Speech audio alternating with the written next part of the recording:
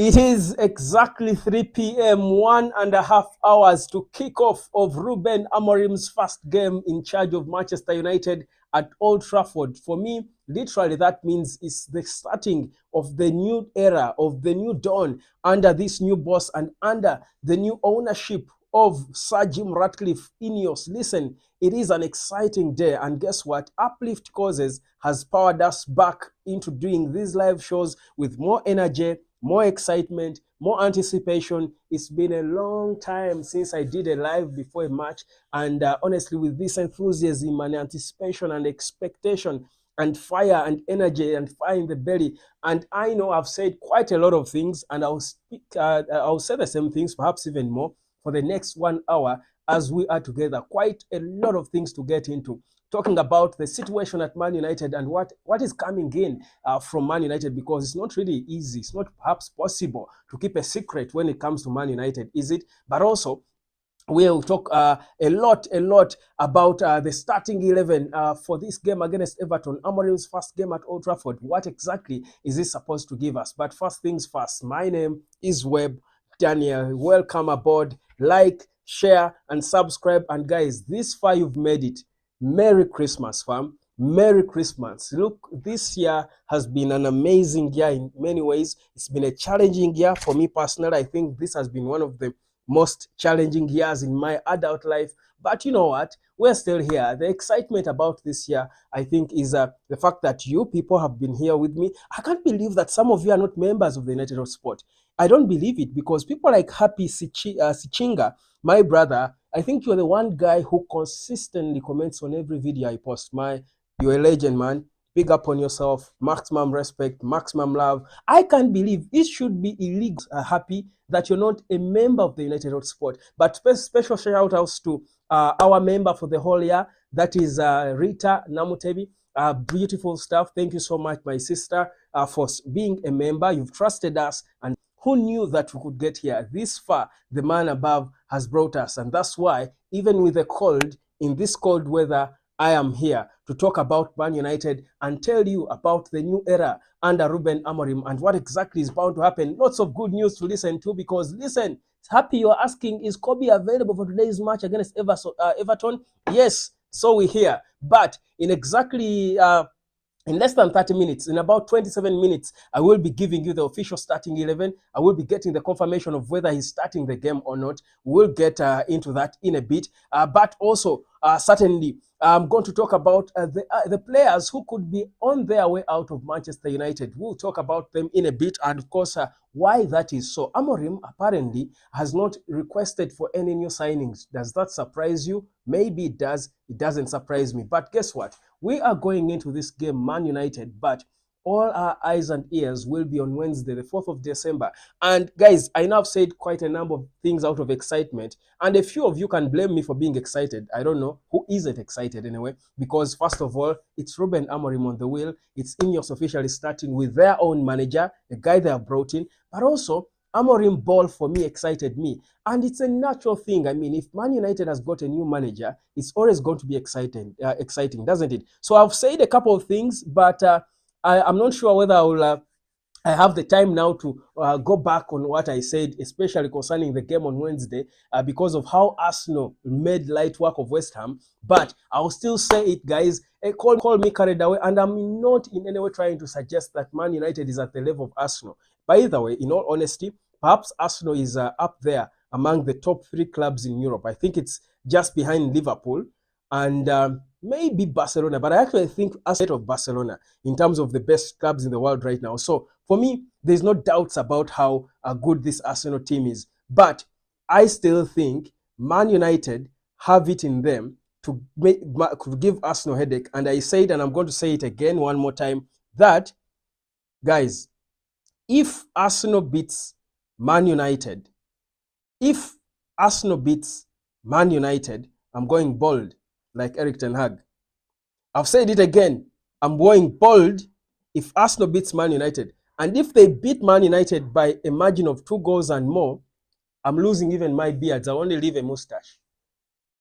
That's just trust for me. This is to try and show you the trust and belief I've got in Ruben Amorim and in these players. But let's get proper into the whole talk of what's going on. Listen, Chiza Richard, I see you, Mr. Man. I've just reached by, I think I have missed, you haven't missed nothing, guy. I've been here for barely 6 minutes. Empowerment chat, assalamu alaikum wa barakatuh. Good to have you, Sebo. We are united, bigger than ever. Sarah Kakoza, thank you for updated. Big up on yourself. Thank you for being here the whole year. Guys, do one thing for me. The only Christmas gift you can give me, by the way, is becoming a member of this channel. Just become a member of this channel. Just that. Just do that. Just become a member of this channel. That's the one thing I'm begging of you. I dropped a poll and I'm asking, have you been impressed by Ruben Amorim so far? Have you been impressed by Ruben Amorim so far? Now, 30 people so far have voted already, and all of you are saying yes, 100%. Now, that's the attitude I want to get into. Of course, as we talk Man United now, there is quite a number of things we expect to change in this game. First of all, Amorim has been talking. I mean, it's Man United. You expect him to talk and talk and talk. It's not up to him. Not that he loves it. I have had people trying to attack him because he has spoken. I have done very many interviews, and I'm thinking, he doesn't invite anyone to interview him. It is part of the job. That's why it's a tough job to coach Manchester United. As a manager, as a coach, you're expected to be addressing things in the press. That's what they do. And in any case, Ineos did decide that their approach is going to be an open approach. So for them, they are going to always try and keep things up there. Everything, open book. That's what they're going to try and do. An open book approach is what they are taking. So it's not good. Honestly, I don't like the intensity of the interviews. Wow, goodness, I have a cold, fam. So in between this video, if I keep pausing and sneezing and, don't be disgusted, please don't be. Just bear with me. I just had to do the live, man. I just had to do it. But my nose is itching. It's itching. I've done everything legally possible to try and cure this before this live. But I think the man above is saying, hold on a minute. So I guess I need to try the illegal stuff.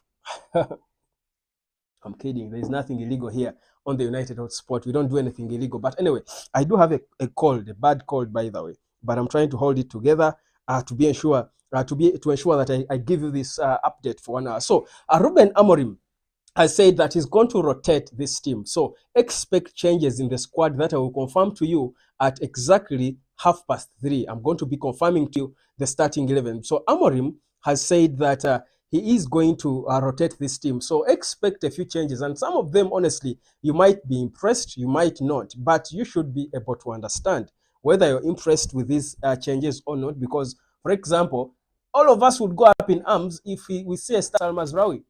I think for me, that's the first player who should be on the team sheet, of course, after Andre Onana. But we've also got to understand that he says he wants to rotate these players because he's trying to manage their bodies, to get them to rest because the games are too many. But also, he's trying to get to understand the players in different situations because everyone has got to play for him to make an informed judgment about who is ready, who is capable, who is good enough to be in his team before we get into January and go into that conversation, which must happen, by the way. Man United, Ineos, Dan Ashworth, Jason Wilcox, and Omar Berada must have a conversation with Ruben Amorim in January about possibly signing a player or not. Already, Ineos have had a plan. Even before Amorim came in, they had a plan to sign new players. But it is being reported now that Ruben Amorim has not officially requested for any new signings in January. And I don't know why that should be a surprise, because that's not his job. Whereas he has got to contribute to transfers, it's not him to initiate, because there is a team now that's supposed to be handling that. That's why they bought Dan Ashworth and Jason Wilcox and Omar Berada, snatched from the noisy neighbors in blue. So they are doing that, and of course they now then will get into conversations with Amorim. I've explained to you how it works. They'll go into the conversations about who to bring or not. But what Amorim is trying to do is to try and give every player at Man United, young and old, an opportunity to fail. Now, we might be there could be players who've written off already, saying that these players are not Man United players, these players are not good enough to be playing for Man United. Yet, actually, Amorim thinks that in his setup, in his structure, in the way he wants to play, they are good enough. So I think we've got to give them, for example, a player like Harry Maguire. We've not seen him. He's back training, of course, but most probably won't be in this game. He's back on grass though. But a player like Harry Maguire might surprise everyone. Yet, whereas most people ruled him out, wrote him off already, he might surprise everyone and impress Ruben Amorim, and make a stake for himself to be in the team. So it's very important for him to first look at the players and be and make an informed and honest decision on who has to leave when and who hasn't. But of course, there are players we know whose contracts will never be renewed. I'll tell you this without fear of missing my words. Eriksen's contract will not be renewed. Victor Lindelof's contract will never be renewed. All these contracts I'm talking about, if it were possible, Marcus Amorim is trying to teach these players to play football the way he wants it. So, guys, in terms of signings, that's not his headache. Not for now. That's not his headache. But let's get proper into the game. KOBBIE Mainoo is expected to start the game. KOBBIE Mainoo is expected to be in the team. Whether he will start, we'll see in a few minutes. But expect to see KOBBIE Mainoo stepping on the pitch. Now, the question is, where will he play? And let me tell you guys, sometimes you can call it bragging, you can call it but people like Happy, who have been watching this channel for a long time, people like Happy, like Empowerment Chat and the likes, guys who have been here on this channel for a long time, I have said it consistently that the first manager who will join Man United and see that Bruno's best position is probably not as a 10, but playing him next to the number 6 as an 8, and that KOBBIE Mainoo perhaps might be better playing closer to the number 9, will be the right manager for Man United. Already, Ruben Amorim has pulled Bruno, putting him next to Ugarte. And he went on in a post-match interview to defend this and say the reason why he puts Bruno there next to Ugarte is because Bruno can dictate play, which we saw against Bodo Glimt. Bruno dictated play from within because he dictates the tempo of the game from the back. Because when he gets on the ball, he's the player who then switches play, who shows who leads the team in what they need to do. Should we go attacking now? Should we go wide now? He's that player who dictates the tempo. Now, that kind of player who loves to get on the ball is always better playing. Ruben Amorim saw it and he has done it. I will tell you, don't be shocked if you see KOBBIE on the pitch, but not next to Ugarte. He might put him next to Ugarte to try and see how it looks. But I've said it consistently here that KOBBIE's position is not that. He's a little too slow. He's a bit too slow. He's a classy player. He's a calm and classy player. He's cool and collected. His is not to go and toil in the middle. Players who toil like that are not of the profile of KOBBIE. I look at KOBBIE as a better player opening up defenses behind the striker. Odegaard is KOBBIE is the closest to Odegaard we've got in Man United. We keep praising Odegaard and what he does at Arsenal. KOBBIE is the closest we have to that. I think we might see him play in that position. And when that happens, guys, give me my flowers. The best flowers you would give me is if all of you became members. The 11K subscribers on this channel, if you all became members of the channel, because that would show that probably I could have made a better coach than Erik ten Hag. Guys, I warned you, so bear with me. I warned you. Sorry, guys. Sorry. I'm so sorry, guys. I'm so sorry. Yeah, but I'm so sorry. Man, the man has got to leave. So, you feel me? You feel me, guys? So KOBBIE is going to be in this team. Guys, like the video.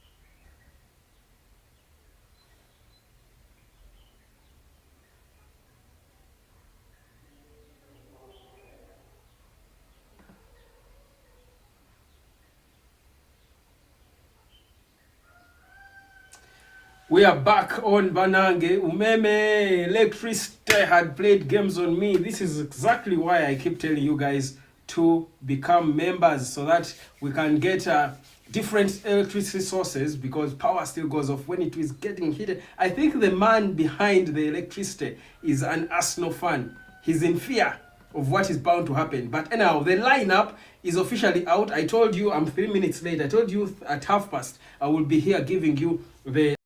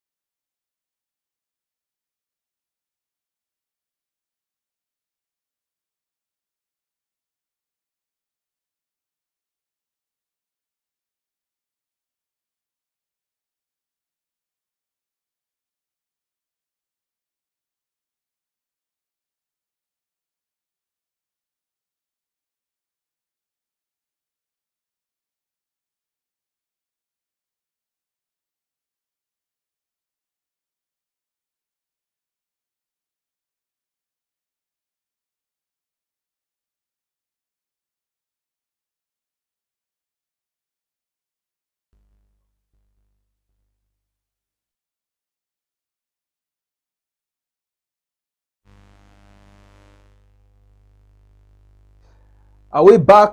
I believe we are. Thank you so much, guys. At least 13 of you are still stuck here waiting for me to return. And here I am. I am back, guys. Electricity. That's why I tell you guys, if only you could become members of this channel.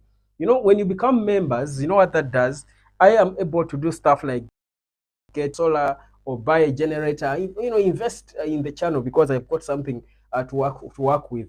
Just become a member. Click on the word join and become a member of this community. We're building a massive community for Africa. Trust you me, we love it. But listen, the lineup is, or starting 11 is officially out, and Tinkerman Ruben Amorim has made 6 changes to the team that beat Bodo Glimt. And there you go, Joshua Zirkzee starting ahead of Marcus, or rather ahead of Rasmus Højlund. So is KOBBIE Mainoo. He's starting and is in the team. Like Happy was asking, I think you've got your answer right now. He is starting. He's in the team, and I think that should be good news without a shadow of a doubt, isn't it? It should be amazing news that KOBBIE is starting. I believe. I think for me, it's going to be very important. Like I said, I want to see where Ruben Amorim plays him. I want to see, because having a midfield of Bruno, rather of Casemiro and KOBBIE, that would be a bit slow. That would be too slow.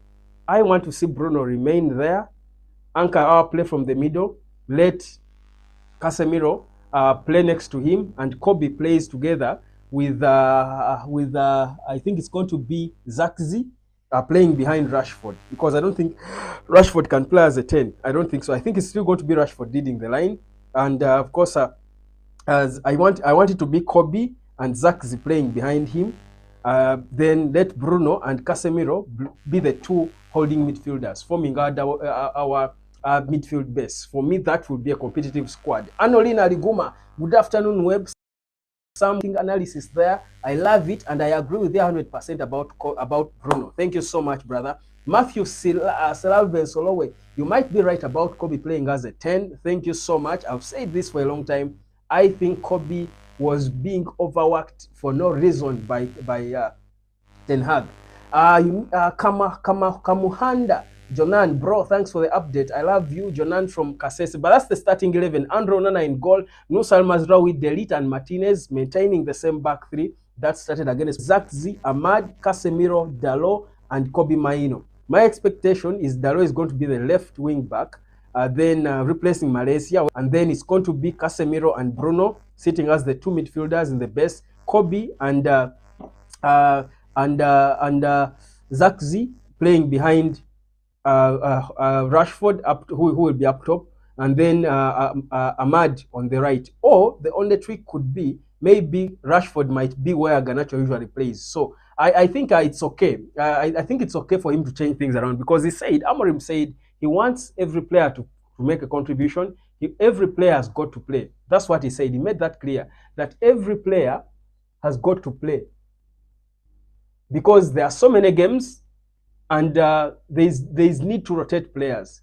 Because if you play the same players, you're going to have the same issues that we had under Erik ten Hag, because players will be tired, players will be out of steam, players will be less motivated, because when players are overworked, they can't give you performances, they can't think. And the system that Ruben Amorim loves to play is a system. You need to use your when you're playing in this system, in this Ruben Amorim system. You need to use your head. It's not just about running.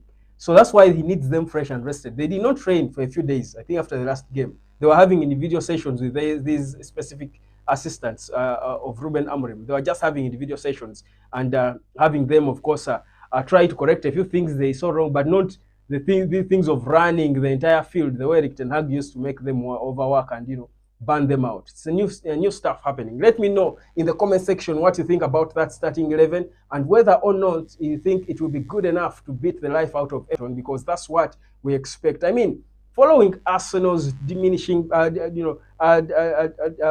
domineering performance against West Ham, I think we only need to respond before the game on Wednesday. We only need to respond to them with an impeccable performance in this particular game. Because imagine if we whitewash, we brush aside Everton, and I know we can.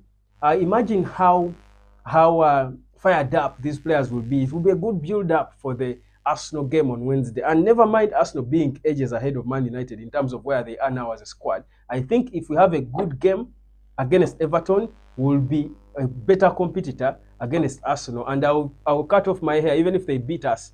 I'll cut off my hair with no qualms. I'll cut off my bald head. I'll go bald with no qualms, because we have put on a good fight. So I think today's game is huge and significant in terms of Man United making a proper statement ahead of the upcoming game. So a beautiful starting 11 there. Look at the when you look at the I see some bit of depth there, good depth in the bench for Man United. I believe, which is good and important, because again, that depth is always going to come in handy, and we are hoping that it helps us. Let me see. I'm still waiting to understand where it from. Okay, I hope I hope I'm yet to see a proper arrangement of the players on the pitch. I hope KOBBIE is not playing next to Casemiro. I hope that's not the case. But anyhow, give me your 2 cents. I've asked you a question about the footy heritage. KOBBIE is back. Yes, he is. I think I better put that in my video. KOBBIE is back. He's back.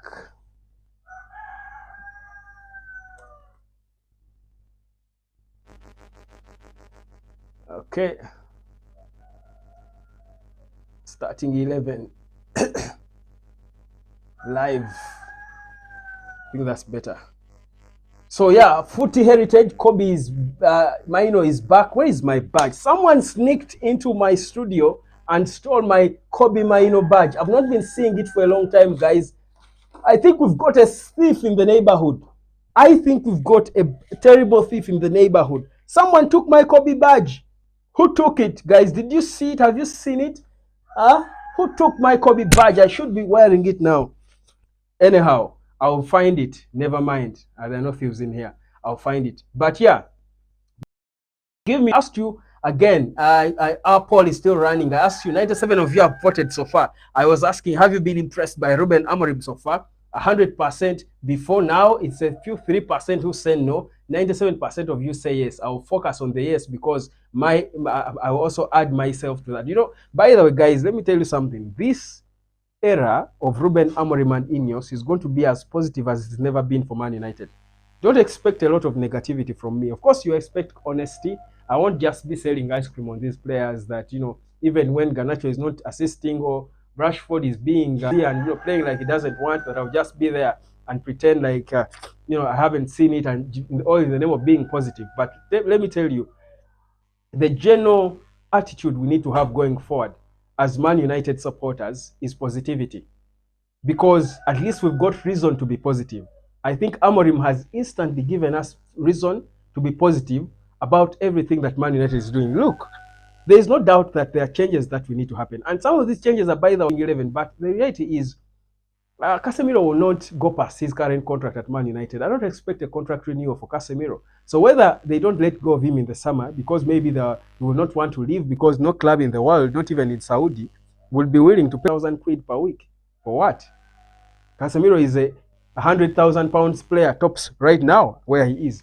But even if that is so, we have got, for me, the most important thing about the whole Ineos project, the whole Man United project, is having the right manager with the right energy who is able to improve players. I'll tell you, and I had to go back and forth about Erik ten Hag. He did what he did. Recommend him because the best player now, the only two world-class players so far now in Man United, for me, are Erik ten Hag signings. That is Onana, and for me, I'm convinced they are world-class. I've said it consistently about Onana, even when he had bad spells. I was telling you, Onana is a world-class goalkeeper, but it was a concoction of issues. But for Nusa Mazraoui, you see, world-class is about consistency. If you can play at such a level, Mazraoui has already played 4 positions since he joined Man United. But tell me one day you saw Mazraoui have a bad game. He never has bad games. Consistency, bargain of the century, probably. For me, I think, for me, Amorim is the reason, the justification for us being positive about everything Ineos is working on, and that positivity will be felt by the players, because some of the reasons probably why we see players like Rashford, who have before proven to be decent players, why when they go out, because I'm certain there are things Rashford does on the training ground, and all coaches are amazed, but when it gets to match day, he can't. Probably it's because of the negativity he's been, you know, taking from the supporters, from the fan base, and it's not helping him. And if it's not helping him, he's still our player, the most paid player at Man United. He's the one who has scored the most goals of all players at Man United. It's not helping the team, so it's not helping us in any way. So you might as well want to be positive and hope that these players will regain their confidence and get back to the levels, because at least now there is reason to have positivity. There is an identity. There is a manager with a certain, you know, proper vibe, proper energy, trusted by the players. The players love him. They want to play for him.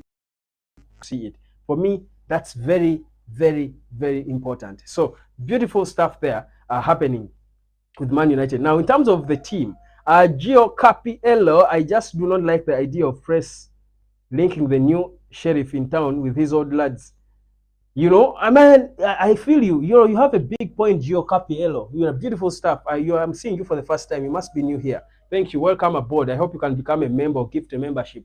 It will be amazing so that we don't have these interruptions during our videos. But anyhow, thank you for coming through. Subscribe if you haven't. But the thing is, the press, the English press, have admitted and learned that they are not creative. I'll tell you, there are lots of things to ask or to talk about Man United. If you're a journalist, yes, I'm still I was a journalist, always a journalist. I'm not, and there are people who know me mostly as a journalist who are offended by me coming out to say support Man United and starting this community, this fan community. So even when I make a comment about Man United, there are people who will take that personal. Which kind of journalist are you? Whether they took, as if they took me to journalism school. Where I was the best student in my year. Nonsense. Where I've worked for the last 15 years, growing to become an editor and a head of a top journalism media house in the country. So you don't tell me about the ethics and principles of journalism and what I have to do or not have to do. So I'll just put those on the side for now because they don't get it. This is not journalism. Here, I'm talking as a fan of Man United. Before I became a journalist, I was a United fan.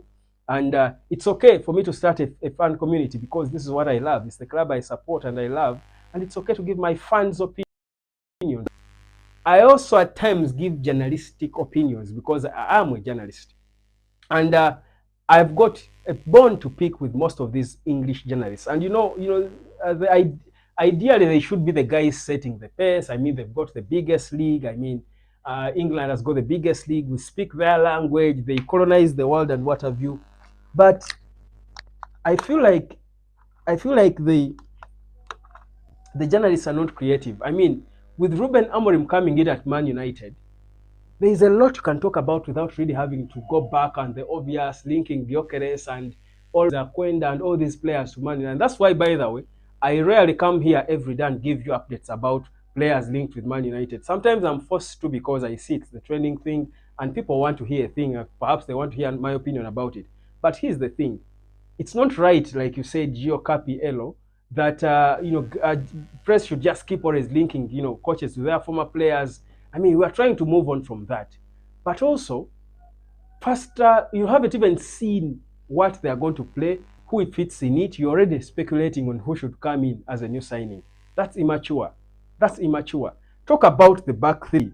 Ask players about what difference it makes playing in the back three. Talk about the manager is always talking about resting players. Was it one of the problems they inherited? We had reports before that players were complaining about how Erik Ten Hag was making them overrun. Could that be now one of the things is right? For me, what I'm seeing, I think the glaring thing that people do not give enough attention, journalists in the UK, is the fact that this guy is actually finding a big problem that has been causing injury. The biggest problem that Erik Ten Hag faced at Man United was injuries. That's the biggest problem. And that was mostly because, and that's why players went on the pitch and they were not giving 100%. They looked lazy, they could barely run. It's because their bodies had given up. Because the way they were playing, the way he was playing demanded them to be running. And football today demands you to be running. Even Amorim tells them, keeps saying it, his players need to run more. But you see, they can't run more if you don't help them have rested bodies. He has come up with the solution that he will work by saying, I'm going to rotate them, but also change the training schedules. Players don't train every day. You play today, for 2 days you're not training, but you have individual sessions, but you don't go into that intense. So he's educating them as he rests their bodies and keep them fresh for the next game because the fixtures are too many. This is a smart manager finding solutions. No one is really giving it as much attention as it should be getting. They are all shouting about Gyökeres and Kwenda and what have you, and the back three, which they don't even understand properly. They don't get the gist of because, that's the obvious. By the way, I'm a bit disappointed. There is no depth. There is no depth. There is a lack of depth in these British journalists. There's a lack of depth in these British, anyway, in most journalists in the world. There's a proper lack of depth in most journalists globally. No depth at all. So, I think for me, it's here now. And by the way, that's why the cheese has moved. People don't get it. People are still stuck in the traditional media. I'll tell you why Donald Trump, he doesn't rate traditional media at all because it's dead. That's why some of us almost left it. People won't understand why he moved. I mean, the cheese has moved. That traditional media is not evolving. The cheese has moved. That's why I'll nearly sacrifice a career in mainstream journalism to come and just have a fan community and build my fan community and give my opinions. But because I'm a journalist, the training of course will come in handy that I got for the 15 years I was there as a journalist. But most of the guys don't evolve. They don't evolve, and I hate it. You need to evolve, fam. So yeah. Anyhow, what was I saying? I've Doc Isaac, love your updates, bro. I love you, bro. Thank you so much. Subscribe, like, become a member if you haven't. Special shout outs to Namutebi Rita, who is our consistent member for the whole year. She has been the only consistent member. My guys, where are you at? The lady Queen Namutebi has been the only consistent member for the whole year. Joe Capello, second goalkeeper too, needs playing time. I think he does, but not now. Honestly, you can't fault Ruben Amorim for not touching Andre Onana. I think with what he's building, and what the instability, you can imagine in the past 2 games we were saved by Onana. Really, how would you say we could have been saved by Amorim, by Indiel as well? Maybe, maybe not. We wouldn't know unless he was given the opportunity. But my view is it's early days for us to start thinking of changing the goalkeeper. We first need to have a certain level of stability across the whole squad, and then we can now say Onana rest for the Carabao. And even in the Carabao Cup game, I'm sure the next Carabao Cup game, I don't think Amorim will play Onana. He might rest him. But in these games, we are having Premier League, Europa League. I don't think they are the games for Onana to be resting. The thing is, top 4 is still a reality. I watched an interview with Nusa Mazraoui and Maguire, and they were clear. And I think for me, whereas they did not say this is what Amorim told them or Ineos told them to do, or to play for, to have in their minds, I think it's clear. The message is clear. It's Man United every season, with or without a new manager. The goal is top 4. That's exactly why Erik ten Hag was sacked when he lost against West Ham, because of how deep we're sinking on the log. So they pulled the trigger and paid money to bring in Ruben Amorim because they have hope that they can salvage something for this season. If Ineos did not feel like they could salvage anything for this season, or if they did not really want to salvage anything, I don't think Erik ten Hag would have been sacked. They had just given him a contract. They had signed players for him. So clearly they could have waited and said, you know what, after all, we don't want to be in the top 4 this season, so we can as well move on. But they sacked him because after doing their math, they knew that top 4 was a reality. So at the back of the minds of these players and Amorim, he is pushing for top 4. But he will not say it, because if you look at, never mind us being 6 points off the 4th place team, the thing is there are so many teams in between that we need to get past. So before we move, we start talking of top 4, I think we first need to take things one at a time. First, climb from your 13th position to beat Fulham, Bournemouth, Newcastle, Aston Villa, Tottenham, Brentford, Nottingham, and Chelsea, who are all above you, before you can think of Man City, who are 4th.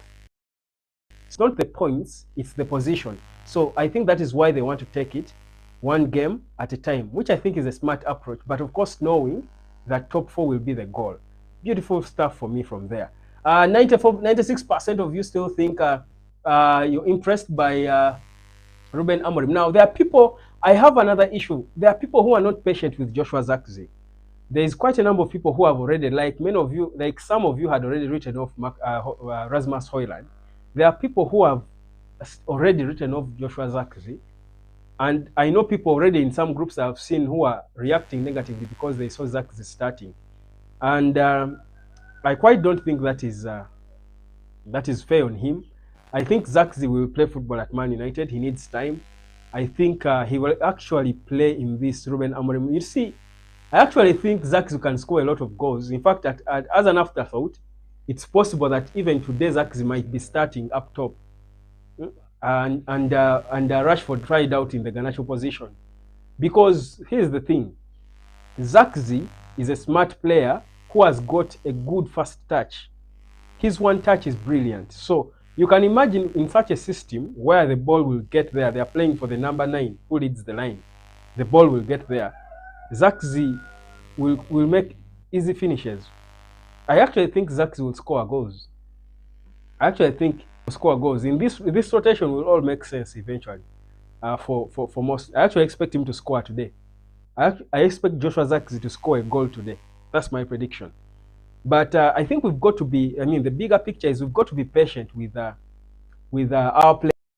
players. At times we get carried away and write them off so fast and put this. This is we're talking a Zirkzee who came from a club that perhaps many of you had never even watched play football in Italy, and is landing in Man United as a striker, the hope of the world, at the lowest of lows Man United has ever been. Now, with a striker ahead of him, who has not been as convincing as many would have wanted, in a system that was rotten, really, I think it's only fair if we try to give them time.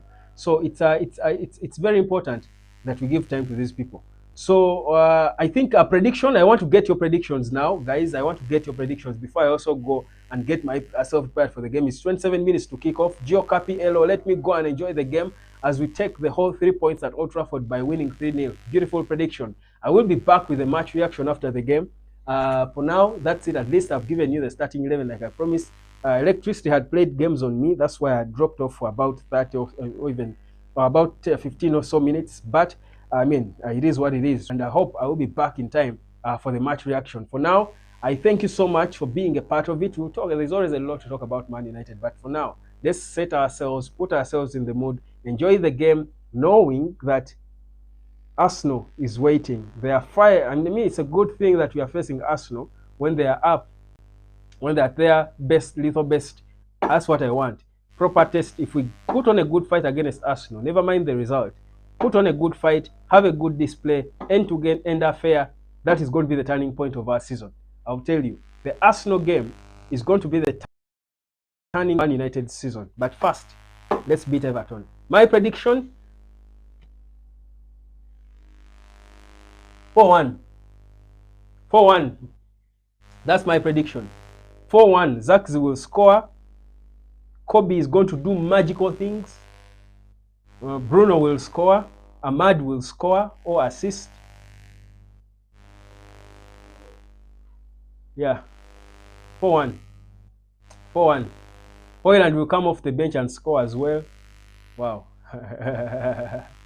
I'm so confident. 108 votes so far. 96% say yes, you're impressed by Amorim. 4% say they're not. People doubt this back three system. They forget that it changes as the game goes on. Kwesiga Yusuf, 3-1 in favor of Man United. Beautiful prediction. Lovely stuff. Thank you.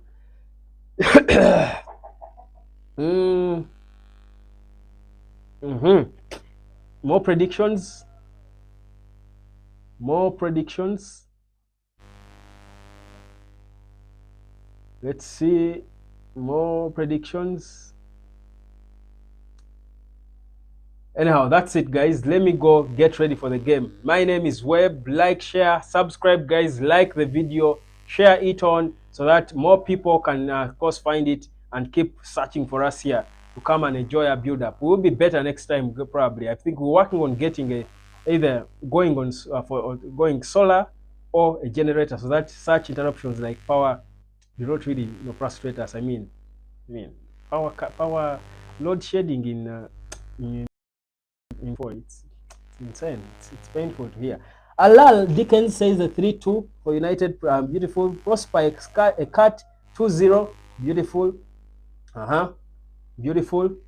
Okay. Nice predictions there. Thank you so much, guys. Merry Christmas. For now, I'll see you at the other end of the game after that W. Let's go get it. Cheers.